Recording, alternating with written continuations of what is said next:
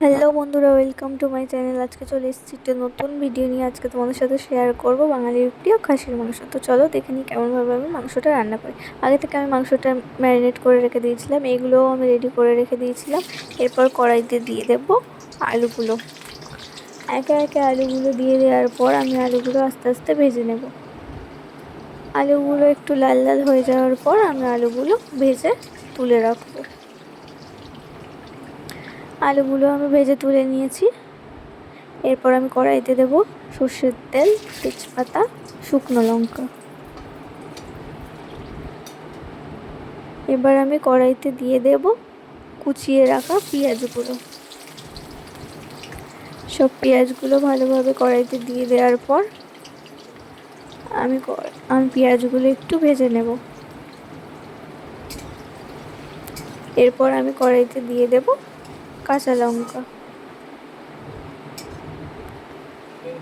এরপর আস্তে আস্তে উল্টিয়ে পাল্টিয়ে নাড়া দিয়ে ভালোভাবে লাল লাল হয়ে যাওয়ার পর আমি কড়াইতে দিয়ে দেব টমেটো কুচি। টমেটোটা দেওয়ার পর আমি দিয়ে দেবো একটু লবণ। লবণটা দিলে টমেটোটা একটু গলে যাবে।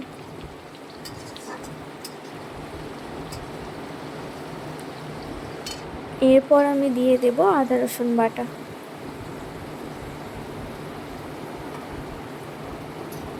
এরপর আমি ভালোভাবে আদা রসুন বাটাটা দিয়ে নাড়িয়ে নেব। ভালোভাবে মশলাটা কষতে থাকবো। মশলাটা ভালোভাবে কষিয়ে নেওয়ার পর দেখো একটু তেলটা ছাড়ছে। মশলাটা ভালোভাবে কষানো হয়ে যাওয়ার পর আমি দিয়ে দেব ম্যারিনেট করে রাখা মাংসটা। মাংসটা আমি কড়াইতে দিয়ে দিয়েছি। এরপর আমি ভালোভাবে কড়াইটাতে মাংসটা নাড়িয়ে চাড়িয়ে ভালোভাবে মশলাটা মাখিয়ে নিয়ে মাংসটা ভালোভাবে নাড়া দিয়ে দিয়ে কষাবো। এরপর আমি একটু চাপা দিয়ে দেব। 10 মিনিট পর চাপা খুলে আমি মাংসটা আরেকটু নাড়িয়ে নেব। মাংসটা ভালোভাবে কষিয়ে নিতে হবে। দেখো তোমরা মাংসটা ভালোভাবেই কষা হয়ে এসছে। এরপর আমি কড়াইতে দিয়ে দেব ভেজে রাখা আলুগুলো। এরপর আমি আরেকটু নাড়িয়ে ভালোভাবে কষিয়ে নেব।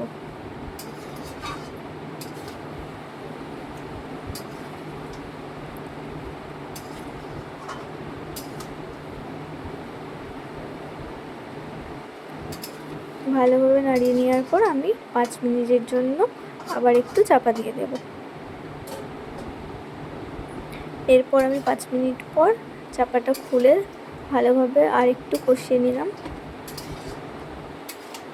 এরপর আমি দিয়ে দেব আগে থেকে করে রাখা গরম জল। গরম জলটা দিলে মাংসের টেস্টটা একটু ভালো হয়, মাংসটাও একটু ভালোভাবে সিদ্ধ হয়। আমি গরম জলটা দিয়ে দিয়েছি। এরপর আমি একটু নাড়িয়ে চাড়িয়ে মাংসগুলোকে প্রেসারে দেব, যাতে মাংসগুলো একটু ভালোভাবে সিদ্ধ হয়। আমি মাংসগুলো প্রেসারে দিয়ে দিচ্ছি।